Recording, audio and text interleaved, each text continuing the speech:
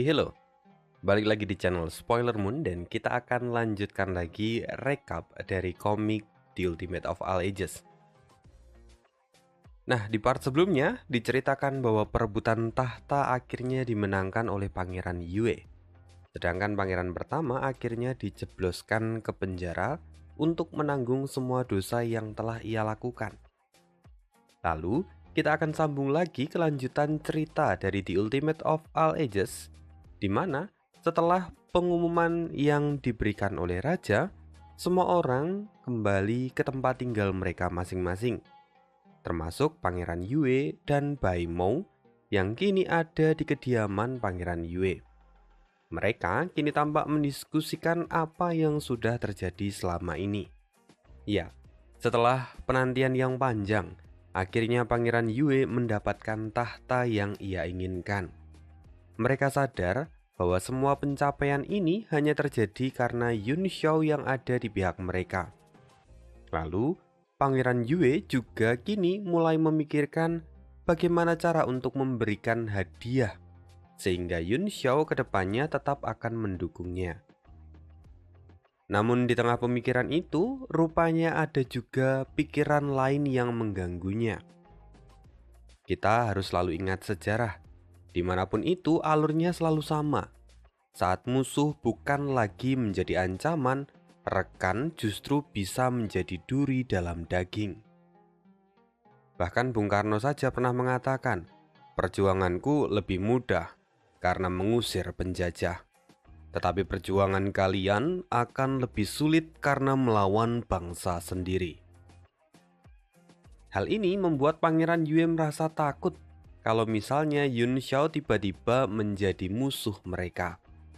Terlebih, kekuatan Yun Xiao itu sungguh misterius dan tidak bisa dianggap remeh.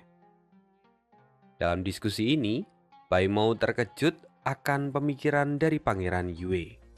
Dia juga bertanya, apa Pangeran Yue juga ingin menyingkirkan Yun Xiao? Pangeran menjawab bahwa dia pernah terpikirkan untuk melakukan itu. Namun pada akhirnya, dia tidak melakukannya karena dia tidak punya cukup keberanian untuk melakukan semua itu. Bai Mou terkejut dan memarahi Pangeran Yue. Yang mulia, berhentilah bicara omong kosong. Menjadikan Tuan Muda Yun sebagai musuh itu sama seperti menggali kuburanmu sendiri. Mendengar itu, Pangeran Yue pun tertawa. Itulah yang membuatku merasa takut. Lalu kemudian ekspresi Pangeran Yue kembali menjadi serius.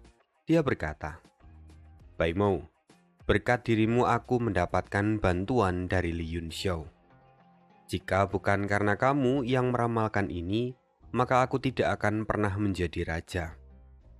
Karena itu sekarang sekali lagi, aku akan bertanya padamu, apakah Li Yun Xiao akan menjadi musuhku di masa depan? Mendengar itu Bai Mou pun mengangguk. Dia tahu apa yang harus dia lakukan. Maka saya akan mencari jawabannya untuk Anda. Saya akan meramal lagi. Ya, aku mengandalkanmu, kata Pangeran Yue. Lalu Bai Mou segera menyiapkan beberapa lingkaran sihir. Dan dengan beberapa benda yang menjadi pusat dari lingkaran sihir itu, Bai Mou pun memulai penerawangannya. Ya, inilah penerawangan atau ramalan. Walaupun sesungguhnya ramalan itu sangatlah berbahaya. Bahkan penggunanya saja bisa mengalami kematian instan ataupun kelumpuhan jika sampai gagal. Bai Mou kini mulai melakukan penerawangan dan matanya berubah melebar serta berwarna kuning. Cahaya bintang lalu turun menyelimuti lingkaran sihir itu. Namun wajah Bai Mou rupa-rupanya kini tampak pucat dengan keringat yang bercucuran.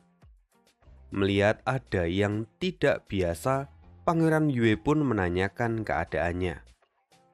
Lalu tiba-tiba Bai Mou memuntahkan darah dan tubuhnya berubah menjadi lemas. Kini lingkaran sihir yang ia buat pun seketika mati.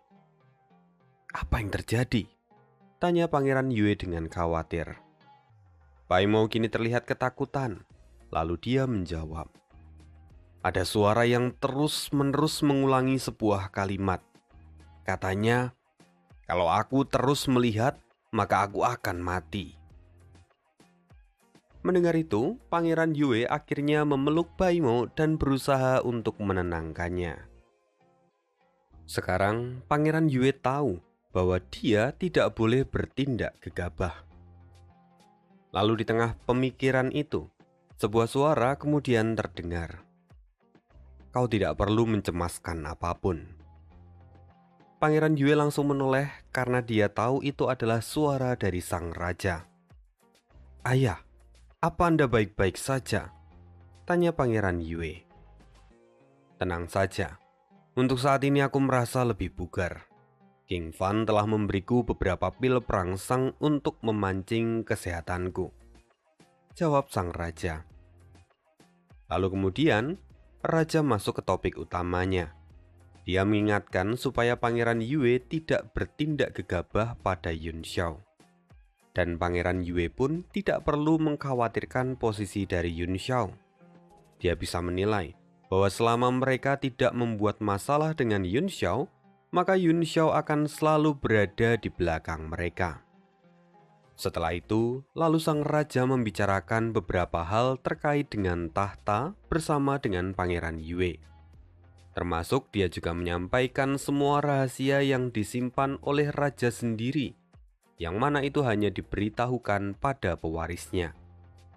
Sampai akhir, raja memberikan wejangan yang berharga pada Pangeran Yue. Sampai menjelang dini hari, akhirnya sang raja pun menghembuskan nafas terakhirnya. Rupanya sang raja memang sudah bertekad untuk mengakhiri hidupnya malam ini dan memberikan semua pengetahuannya kepada Pangeran Yue sebagai penerusnya. Lalu keesokan harinya, Pangeran Yue akhirnya naik tahta. Kali ini, Pangeran Yue sudah resmi berubah menjadi sang Raja Qin Yue, dan dia lalu menunjuk para menterinya. Sedangkan untuk Yun Xiao sendiri, Raja Yue memberikan gelar Prince Wucheng pada Yun Xiao, serta menganugerahkan kota Martial Frame sebagai hadiah. Sayangnya Yun Xiao tidak bisa hadir dalam acara ini, karena dia sedang melakukan pelatihan tertutup. Lalu setelah 7 hari lamanya, orang-orang berkumpul di keluar gali. Mereka berharap Yun Xiao akan keluar hari ini. Dan di tengah perbincangan mereka, pintu lalu kemudian terbuka. Yun Xiao sungguh keluar dari sana hari ini. Kali ini Yun Xiao sudah naik ke ranah Martial Master bintang 4. Hanya dalam 7 hari, dia bisa melangkah sejauh ini. Sekarang, Yun Xiao terlihat jauh lebih tenang dan tidak seemosional sebelumnya. Lalu dengan santai, dia kemudian memberikan pil pada Li Junyang agar diberikannya pada Li Changfeng, ayah dari Yun Xiao. Yun Xiao mengatakan bahwa pil itu dapat membantu Li Changfeng untuk menerobos ke ranah Martial King. Menerima itu Li Junyang tampak bersemangat. Dia bahkan tidak ragu bertanya apakah Yun Xiao masih menyimpan pil lain untuk dirinya. Sayangnya Yun Xiao menjawab bahwa dia tidak punya pil yang cocok untuk level Li Junyang. Lalu, jika Li Junyang menggunakan pil itu yang diberikan oleh Yun Xiao, maka semua itu akan sia-sia. Karena itu akan jauh lebih efektif untuk ranah di bawah tingkat Martial King. Tapi kemudian Yun Xiao juga berjanji bahwa dia akan membuatkan pil terbaik untuk masing-masing dari mereka. Hal ini kemudian membuat ketiga orang yang ada di sana menjadi sangat bahagia. Lin Yun Xiao pun kembali berkata, "Sebelum itu aku perlu beberapa bahan langka. Bantu aku untuk mendapatkannya." Mereka bertiga tampak kebingungan karena semua bahan yang ada di dalam kertas itu sangatlah sulit untuk didapatkan, bahkan dengan koneksi mereka sekarang. Semua itu tetap sulit untuk dilakukan.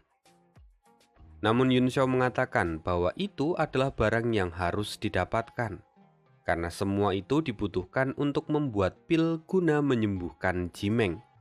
Zhang Qingfan mengatakan, kalau mereka ingin mendapatkan semua bahan itu, mereka harus pergi ke Deity Transformation Sea. Karena di sana semua bahan pengobatan pasti ada. Bahkan tempat itu sampai dijuluki dengan sebutan tanah suci bagi semua refiner atau alkemis. Namun, sangat sulit untuk pergi ke sana, dan mereka tidak punya waktu untuk melakukannya. Namun Zhang Qingfan lalu kemudian kembali teringat bahwa dalam 3 hari lagi, Deity Transformation Sea akan mengadakan pelelangan ribuan harta karun yang diselenggarakan oleh Thousand Treasure Tower di kota Martial Flame. Ya, lagi-lagi kota Martial Flame, tempat di mana Yun Xiao dipercaya sebagai pemimpin kota. Lebih tepatnya, kota ini adalah hadiah dari raja yang baru untuk semua kontribusi yang Yun Xiao berikan. Mendengar semua itu, Yun Xiao pun tampak kebingungan, karena selama ini dia mengurung diri. Dia bahkan belum mengetahui apa yang terjadi di luar selama 7 hari ke belakang. Kini Yun Xiao merenung beberapa saat. Sepertinya tempat ini akan menjadi pemberhentiannya berikutnya. Namun sebelum itu ada yang harus dilakukan. Yun Xiao lalu berkata, "Master Zhang, aku ingin memperbaiki backlashku. Jadi, apa aku bisa meminjam ruang pembuatanmu?" "Wah, tentu saja Master Yun. Tolong, izinkan saya juga ikut melihatnya," kata Zhang Qingfan dengan penuh semangat. Setelah itu berita tentang Yun Xiao yang ingin memperbaiki senjata pun didengar oleh Su Han. Dia tanpa pikir panjang langsung pergi dan bahkan meninggalkan semua berkas penting yang sedang ia kerjakan.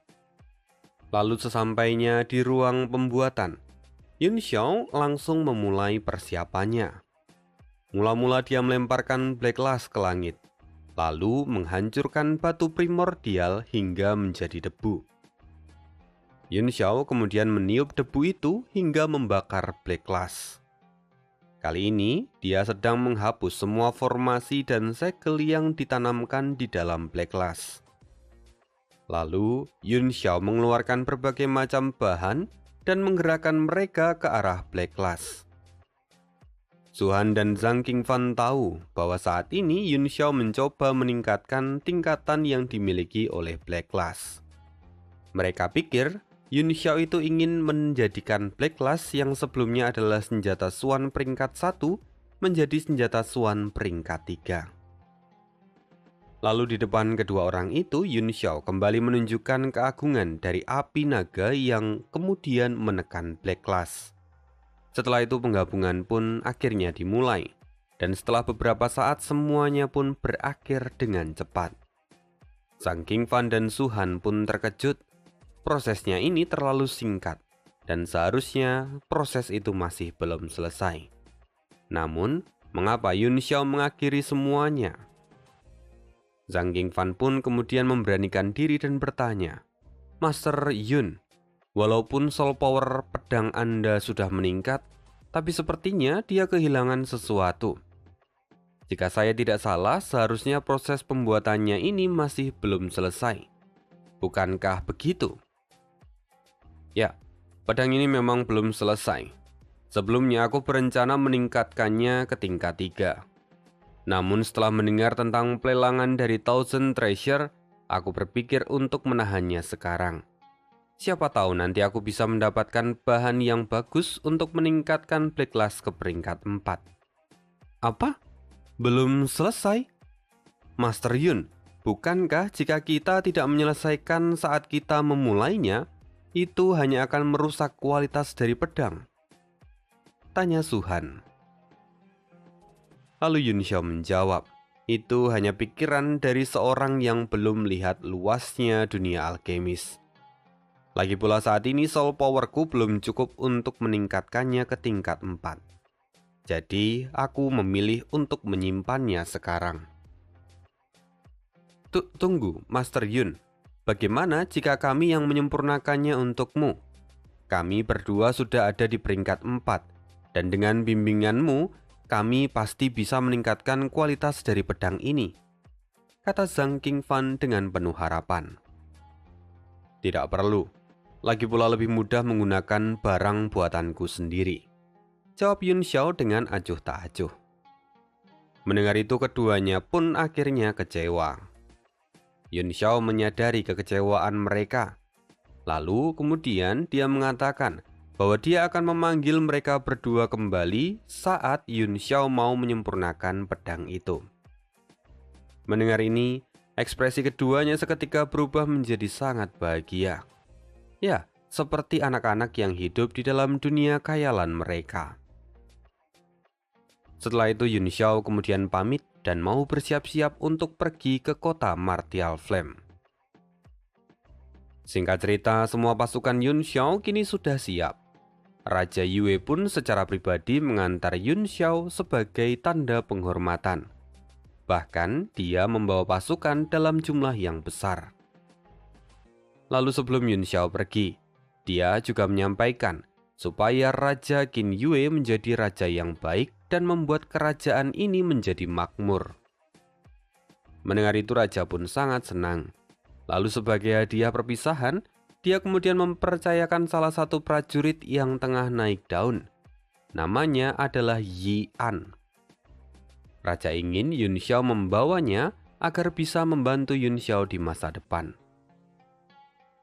Yun Xiao kini melihat bahwa pemuda itu memiliki potensi, dan Xiao Qingwang pun sependapat.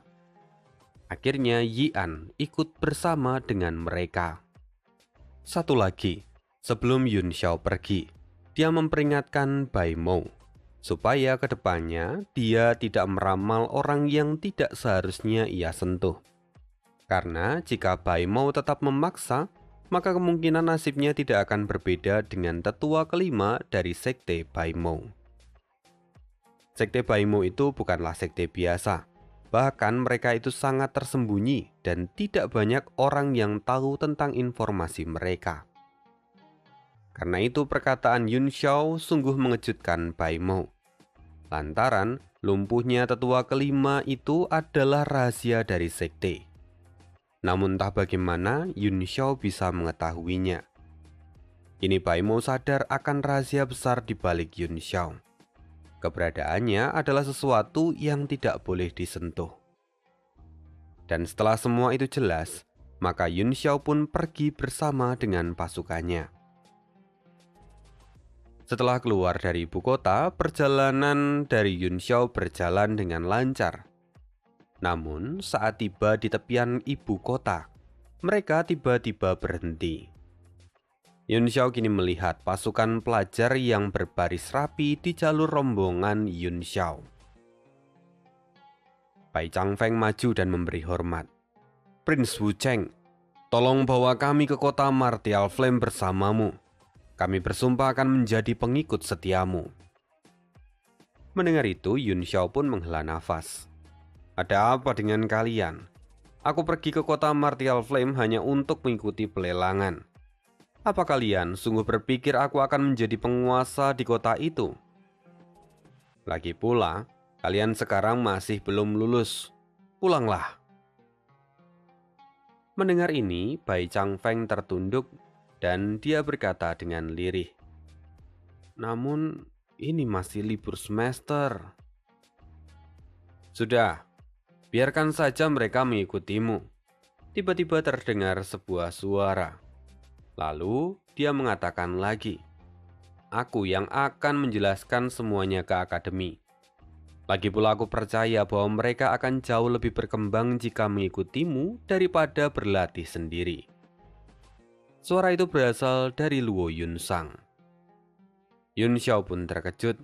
Dan entah mengapa dia agak kesulitan untuk menolak permintaan dari Luo Yunsang. Li Junyang pun lalu ikut bersuara. Yun Xiao, mereka adalah anak-anak yang berbakat. Mengapa kau tidak membawa mereka saja? Lagi pula mereka sudah tidak bisa menjadi tentara biasa. Maksudnya, Yun Xiao tampak kebingungan. Lalu Xiao Qingwang ikut menjelaskan.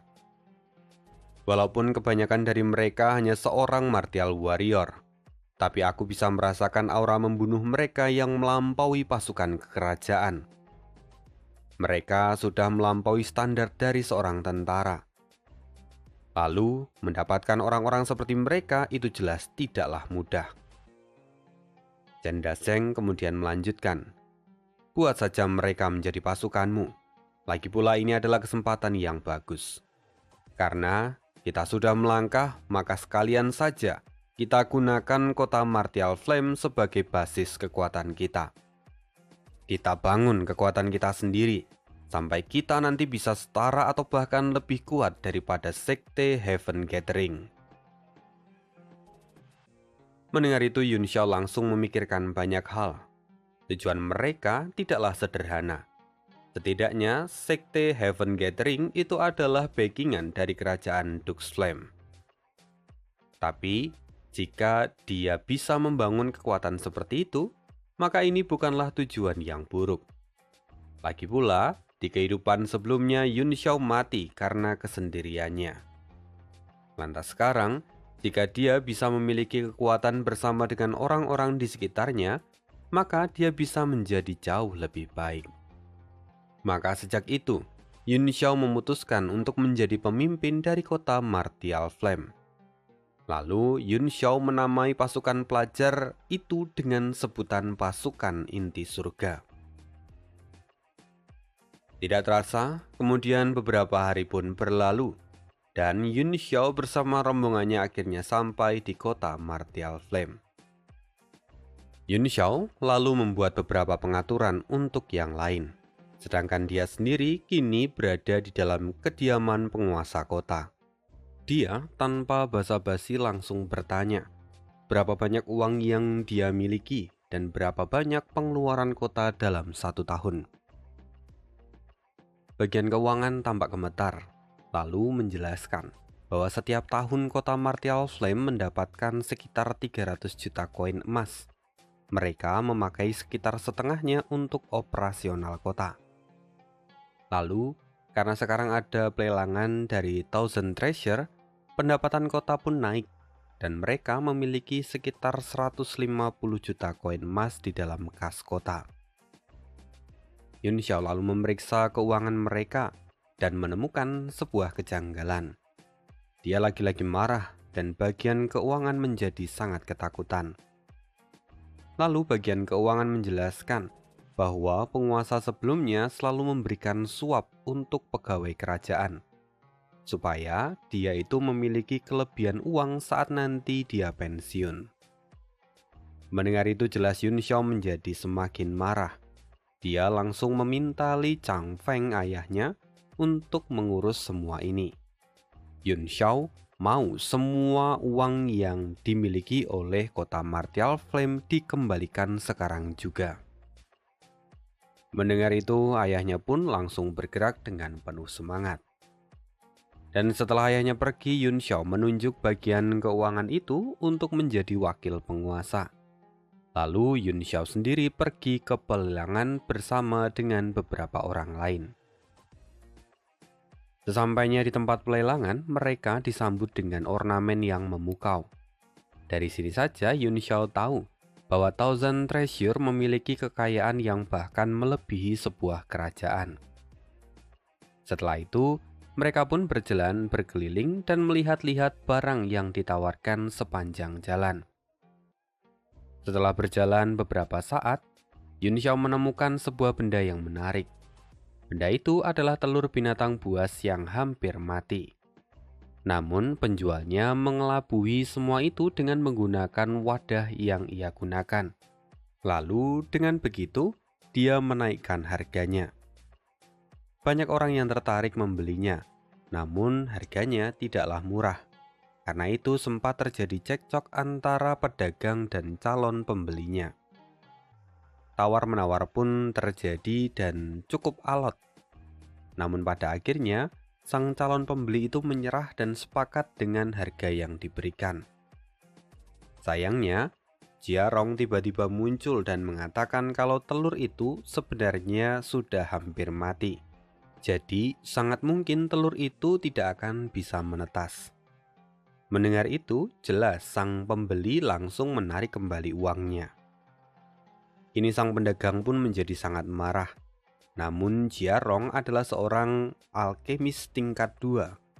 Karena itu keberadaannya sangat dihormati. Bahkan sang pedagang pun sampai mati kutu. Setelah semua itu, semua orang pun akhirnya pergi dengan penuh kekecewaan. Setelah sepi, Yun Xiao mendatangi penjual itu dan bertanya, "Bos, apa kau masih menjual telur itu?" Pedagang itu tidak lagi mengelak dan mengatakan bahwa itu adalah telur yang hampir mati. Namun Yun Xiao dengan santai mengatakan bahwa segala sesuatu itu memiliki harga, termasuk telur yang hampir mati itu. Jadi dia ingin membelinya. Lalu pada akhirnya telur itu dijual dengan harga 100 primordial stone tingkat menengah. Padahal sebelumnya telur itu dijual dengan harga 10.000 primordial stone tingkat menengah. Harganya bahkan turun hingga 100 kali lipat dari harga semula. Pada akhirnya ini semua adalah keuntungan besar untuk Yun Xiao. Lantas untuk apa telur yang hampir mati itu? Untuk dibuat telur dadar lalu diberikan pada Meng Bai. Karena memang telur itu adalah telur dari binatang buas yang beracun. Racunnya akan merangsang pertumbuhan racun di dalam tubuh Meng Bai. Tentu, itu akan sangat bermanfaat untuk Meng Bai di masa depan. Sayangnya, Meng Bai masih normal.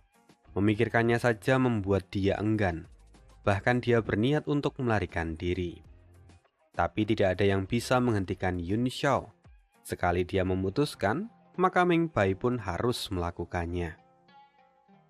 Setelah itu Yun Xiao juga memberikan sebuah telur untuk Meng Wu, di mana itu adalah telur yang ia dapatkan dari cincin milik Su Pin Hong, salah satu heksagram dari kerajaan Dux Flame yang dibunuh oleh Yun Xiao. Menerima telur itu, Meng Wu pun tampak tersipu. Dan setelah itu mereka pun lanjut berkeliling. Yun Xiao mendengar banyak omongan dari orang-orang yang ada di sana. Setelah beberapa saat Yun Xiao kemudian melihat sesuatu yang menarik lagi. Sesuatu itu adalah buah yang merupakan jenis dari soul fruit. Buah ini cukup langka karena mengandung kekuatan jiwa dan harganya pun tidaklah murah. Dia dijual sekitar harga 5.000 primordial stone tingkat rendah. Yun Xiao lalu menanyakan beberapa hal, dan dia mengetahui bahwa pedagang itu juga memiliki gigi Tiger Blood.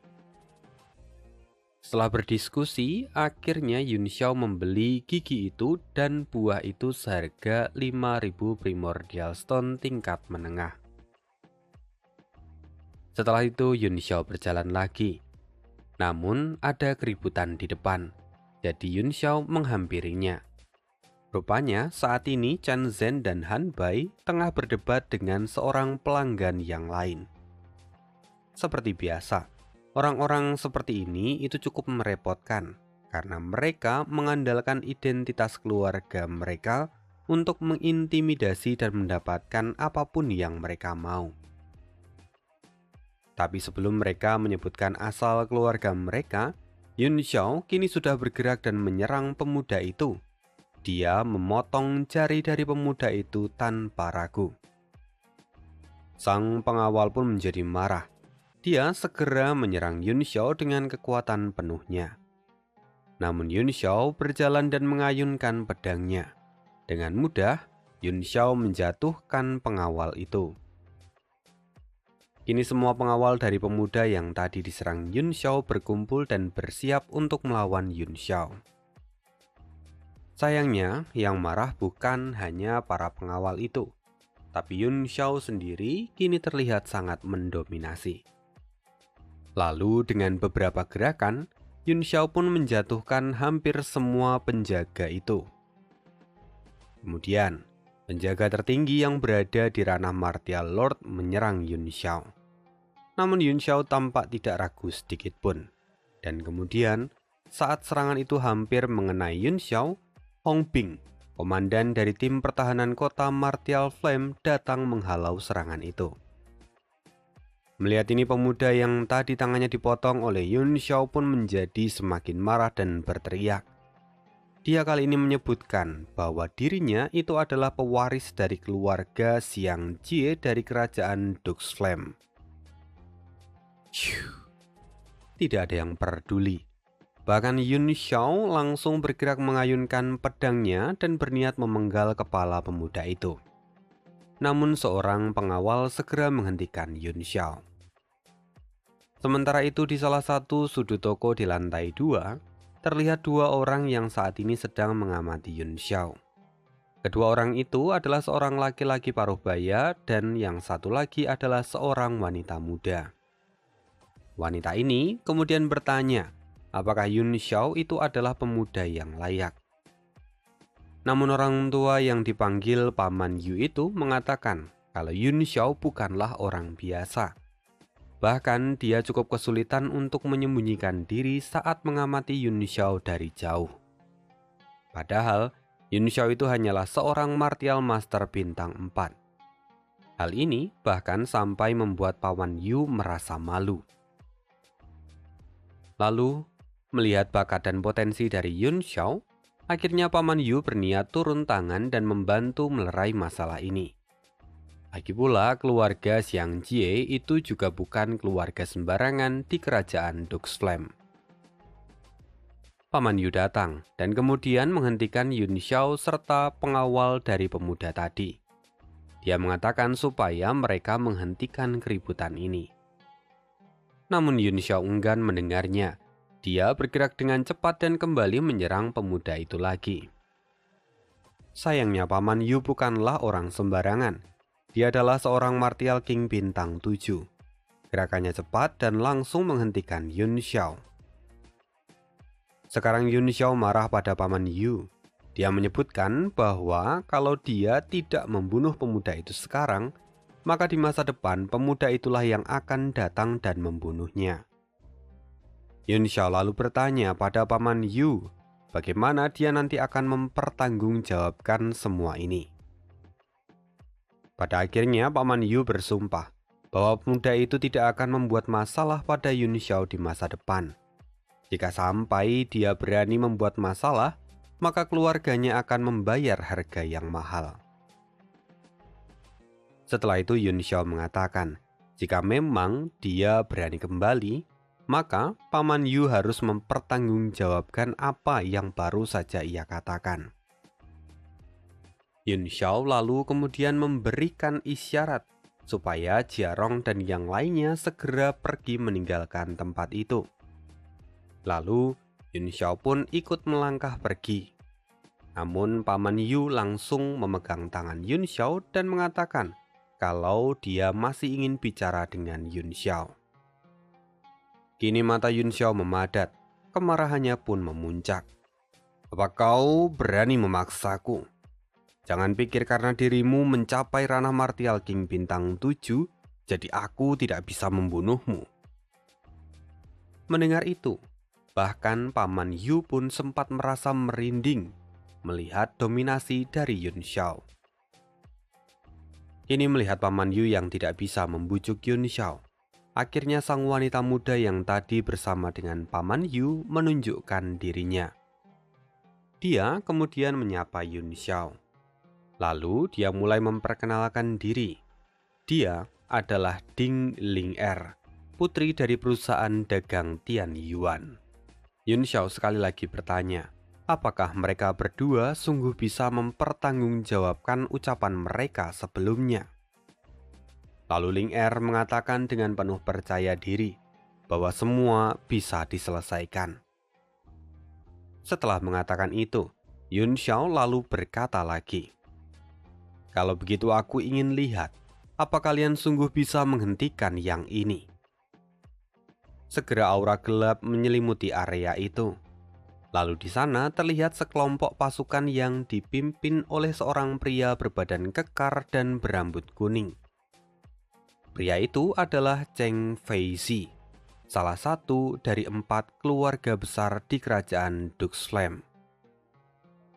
Pemuda yang sebelumnya adalah tuan muda yang berafiliasi dengan keluarga Cheng. Karena itu, sekarang dia datang dan meminta bantuan pada Cheng Feizi. Cheng Feizi sendiri kini terkejut ketika melihat Ding Ling-er ada di sana. Dia kemudian menyapa Ling-er. Ling-er pun mencoba menengahi dan mengatakan bahwa semua ini hanyalah salah paham. Lalu Ling-er juga meminta supaya Cheng Feizi menarik kembali pasukannya. Dia berharap bahwa Cheng Feizi dapat melupakan apa yang terjadi hari ini. Namun, pemuda yang tadi diserang Yun Xiao kini justru memanasi Cheng Feizi dengan berbagai kata-kata manis. Mendengar ini Paman Yu pun marah. "Anak kecil, kau tidak tahu diuntung. Jika tadi aku tidak turun tangan, apa kau pikir kau masih hidup sekarang?" Namun pemuda itu menjawab. Dia mengatakan bahwa Paman Yu turun tangan karena ingin menyelamatkan Yun Xiao. Dan dia tidak mengakui apa yang dikatakan oleh Paman Yu. Hal ini jelas membuat Paman Yu marah. Lalu Yun Xiao dengan santai mengatakan bahwa semuanya sesuai dengan apa yang ia katakan sebelumnya. Setelah itu Ling-er masih mencoba bernegosiasi. Dia menggunakan identitasnya sebagai putri dari perusahaan dagang Tian Yuan yang memiliki berbagai koneksi di seluruh dataran Tianwu. Namun sayangnya, itu hanyalah cerita masa lalu. Perusahaan dagang Tian Yuan memang pernah jaya. Namun sekarang perusahaan dagang Tian Yuan ada di ambang kebangkrutan. Banyak keluarga besar yang saat ini bahkan tidak lagi memandang mereka. Karena itu Cheng Feizi tidak menganggap serius perkataan dari Ling-er, dan dia tetap berniat menghabisi Yun Xiao hari ini. Ling-er mencoba menghentikan itu, namun kini Yun Xiao tertawa keras. "Sudah lama aku tidak bertemu dengan badut-badut seperti kalian." Seketika aura dari Yun Xiao berubah menjadi serius. "Dan hari ini kalian akan mati." Mendengar itu, Cheng Feizi kembali mengejek. Lalu, sekarang para pasukan dari Cheng Feizi sudah mengepung Yun Xiao, Ling-er, dan Paman Yu. Dalam sekejap, Yun Xiao tahu bahwa di sana ada 2 orang Martial King dan 4 orang Martial Lord. Dia tentu tidak akan bisa menangani semuanya sendirian. Jadi, dia kembali mengeluarkan Cloud Piercing Arrow. Dan ditembakkannya lah ke langit. Melihat hal ini, Cheng Feizi pun menertawakannya karena dia berpikir tidak ada gunanya memanggil bantuan, kecuali jika bantuan yang datang itu adalah seluruh kota. Dan di tengah tertawanya itu, tiba-tiba tanah bergetar, dan seluruh pasukan inti surga kini sudah mengepung tempat itu. Kini aura membunuh mereka jauh lebih tebal daripada sebelumnya. Dan itu bahkan sampai membuat Cheng Feizi gemetar. Setelah itu Bai Changfeng segera melapor bahwa saat ini seluruh pasukan inti surga dengan jumlah 2.330 sudah datang. Namun keseruan tidak berhenti di situ. Xiao Qingwang, Li Chunyang, Chen Dazeng, Luo Yunsang, Li Changfeng, dan yang lainnya pun kini sudah datang. Lalu yang terakhir, seluruh unit pertama dari pasukan pengawal kerajaan sudah datang dan mereka memberi salam pada Yun Xiao. Melihat jumlah yang begitu besar, siapa yang tidak gemetar? Para pengawal kini ketakutan dan mencoba untuk melarikan diri. Tapi Yun Xiao menarik salah satu dari mereka dan menghancurkan tulang lehernya hanya dalam satu gerakan. Dia mati. Yun Xiao kini sudah marah. Dia berseru, "Semuanya dengar, bunuh mereka. Remukan setiap inci tulang mereka. Jangan sisakan satupun." Xiao Qingwang pun ikut turun tangan, dan semua orang dihabisi dalam sekejap kecuali Cheng Visi dan pemuda yang tadi diserang oleh Fang Yuan. Saat ini Cheng Visi berseru, dia meminta untuk bertemu dengan penguasa kota. Sayangnya dia tidak tahu kalau penguasa kota adalah orang yang hendak menghabisi dia. Lalu kini semua orang maju dan mulai menghajar yang lain. Ling Er pun panik. Dia segera meminta Yun Xiao untuk menghentikan kebrutalan ini. Atau nantinya keluarga Chen akan datang dan menuntut balas. Sayangnya, Yun Xiao tidak gentar. Dia berkata, "Jika keluarga Chen berani kurang ajar, maka aku tidak akan segan untuk menghapus mereka dari kerajaan Duxflam." Mendengar itu, Ling Er sungguh kehabisan kata-kata. Kini tersisa Chen Feizi. Dia berlutut dan kowtow untuk memohon ampun. Dia berjanji tidak akan melawan Yun Xiao lagi. Mendengar ini, Ling Er segera meminta Yun Xiao untuk mengampuninya. Dia berjanji akan mengurus semuanya supaya tidak akan menimbulkan masalah di masa depan. Paman Yu juga mengatakan hal yang sama. Namun Yun Xiao membentak dan meminta mereka diam. Yun Xiao berkata, "Seharusnya kalian sadar diri. Bukankah pernyataanku sebelumnya sudah menampar wajah kalian? Jangan pikir diri kalian itu hebat. Lagi pula satu-satunya yang bisa menarik perhatianku hanyalah Thousand Treasure Tower. Selebihnya kalian itu bukan apa-apa." Yun Xiao mengatakan semua itu dengan penuh ejekan. Sementara itu, Chen Feizeng masih memohon ampun sampai terkencing di celana. Menjijikkan. Satu kata dari Yun Xiao yang seolah menjadi isyarat untuk menghabisi Chen Feizi. Salah satu prajurit langsung mengangkat pedangnya. Dia bersiap untuk menghabisi Chen Feizi. "Berhenti. Siapa yang berani melakukan pembunuhan di pelelangan Thousand Treasure Tower?" Tiba-tiba sebuah sosok terbang di langit dan sungguh mendominasi. Yun Xiao tahu bahwa orang itu adalah seorang martial grandmaster. Yun Xiao lalu berteriak, "Cepat penggal mereka!" Tidak bisa. Saya tidak bisa bergerak," kata Yian yang memegang pedang.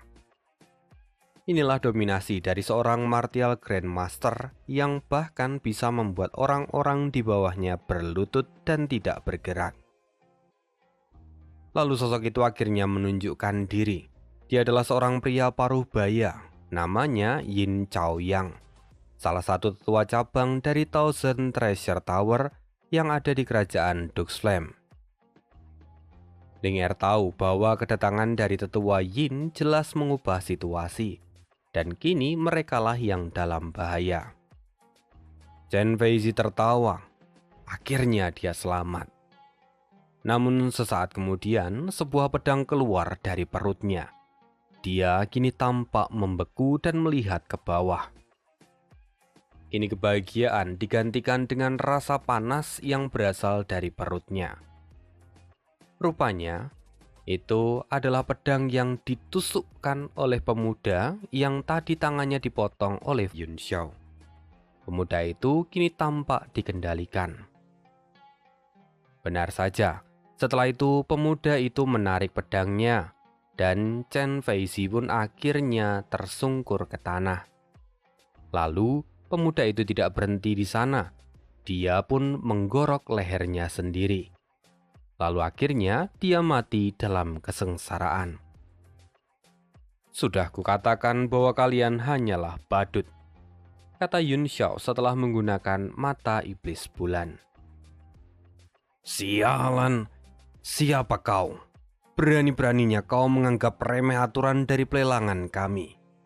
Kalian semua hari ini harus mati," teriak Yin Chaoyang yang tampak sangat marah. Ling Er kemudian mencoba menghentikan Yin Chaoyang dan sekali lagi mencoba membantu Yun Xiao. Tapi kemarahan Yin Chaoyang tidak bisa dibendung. Energinya meluap-luap seolah akan menghancurkan seluruh tempat itu. Namun, Yun Xiao tampak tenang. Dia bahkan berkata dengan santai, "Apa kau adalah Yin Chaoyang? Bagaimana kabar Yuan Bo?" Yin Chaoyang terkejut dan kini melihat Yun Xiao. Lalu Yun Xiao menggunakan telepati dan berbicara langsung di kepala Yin Chaoyang. "Kau adalah seorang martial grandmaster.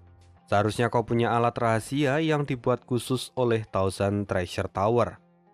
Alat itu adalah spatial communicator. Kau seharusnya tahu kan?" Yin Chaoyang terdiam. Bagaimanapun, spatial communicator itu adalah alat rahasia yang memang dikembangkan oleh Thousand Treasure Tower untuk mengirimkan pesan dari jarak jauh. Pemiliknya dan informasi tentang alat ini juga sangat dibatasi. Karena itu dunia bahkan tidak mengetahui adanya alat ini. Lantas, sekarang jika ada yang mengetahuinya, apalagi dia hanya seorang anak berusia 15 tahun, bukankah itu artinya anak ini bukan anak sembarangan? Itulah yang sekarang dipikirkan oleh Yin Chaoyang.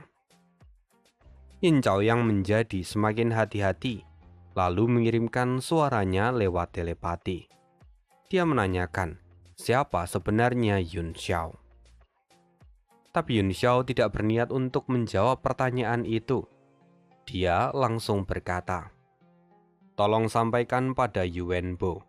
Katakan saja, 20 tahun lalu di luar kota Crimson Crescent, seorang teman lama di puncak awan ungu merindukan dia." Yin Chaoyang tampak ragu walau sejenak. Lalu Yun Xiao berkata lagi, "Jangan cemas, kirimkan saja pesanku. Kalau Yuan Bo marah padamu, maka kau bisa melampiaskan semua kemarahan itu padaku."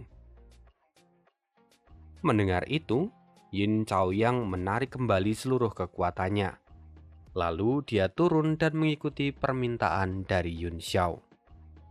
Setelah menulis pesan Yun Xiao, Yin Chaoyang kemudian mengirimkan pesan itu pada Yuan Bo. Ribuan mil dari kota Martial Flame, di sebuah puncak gunung terdapat sebuah bangunan tempat para elit dari Thousand Treasure Tower berkumpul.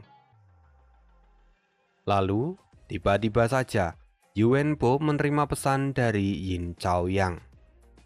Dia kemudian membacanya, dan wajahnya terlihat sangat terkejut. Bahkan auranya secara tidak sadar meledak ke segala arah. Yuan Bo lalu berjalan keluar dan kemudian di sana dia tertawa dengan keras. Namun di sudut matanya, air mata kini mengalir. Dia bahagia. "Aku tahu, Gu Feiyang, kau belum mati." Setelah itu Yin Chaoyang kemudian menerima balasan dari Yuan Bo. Dia pun terkejut dengan isi dari pesannya. Yin Chaoyang kemudian bertanya pada Yun Xiao. Tetua ketiga berkata, "Badai mengamuk di malam yang menakutkan. Tidurku terganggu. Lalu apa kelanjutannya?" Mendengar itu Yun Xiao pun tertawa dan berkata, "Bahkan di dalam mimpiku, aku melihat kuda bersenjata di sungai utara." Mendengar itu, Yin Chaoyang langsung berlutut dan memberi hormat. Sekali lagi dia memperkenalkan diri dengan sopan. Lalu dia bahkan menyebut Yun Xiao dengan sebutan Tuan Muda Yun.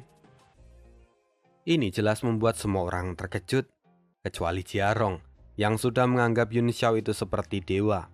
Jadi dia tidak heran dengan apapun yang terjadi.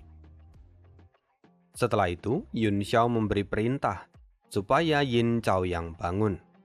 Lalu dia bertanya akan apa yang dikatakan oleh Yuan Bo. Yin Chaoyang menjelaskan bahwa Yuan Bo memberinya perintah. Dia menyuruhnya bertanya, dan apabila Yun Xiao tidak bisa menjawab dengan benar, maka Yin Chaoyang harus langsung memenggal kepala dari Yun Xiao. Tapi kalau jawabannya benar, maka Yin Chaoyang harus memperlakukan Yun Xiao sama seperti dia memperlakukan Yuan Bo. Dan karena itu, semua masalah pun akhirnya berakhir. Yun Xiao juga mengumumkan bahwa semua ini hanyalah kesalahpahaman. Jadi semuanya kini bisa kembali ke kesibukan mereka masing-masing. Semua orang masih kebingungan dengan apa yang terjadi. Banyak spekulasi, termasuk Luo Yunsang yang yakin bahwa semua ini adalah campur tangan dari Gu Feiyang. Benar, tapi juga salah. Ya kurang lebih begitulah, kalian tahu sendiri. Setelah itu, Yun Xiao kemudian meminta maaf pada Yin Chaoyang.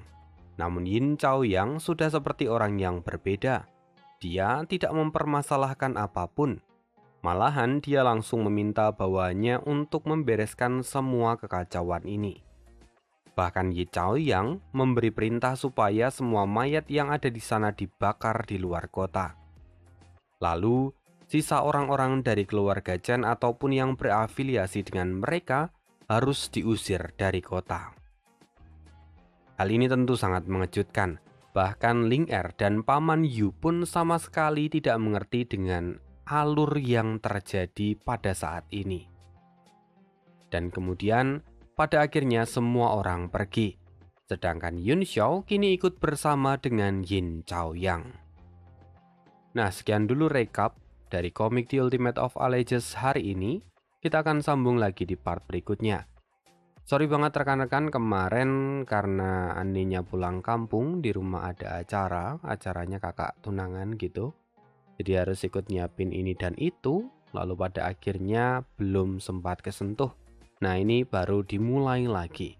Ya, semoga kalian tetap terhibur. Terima kasih, see you again di next video, dan bye.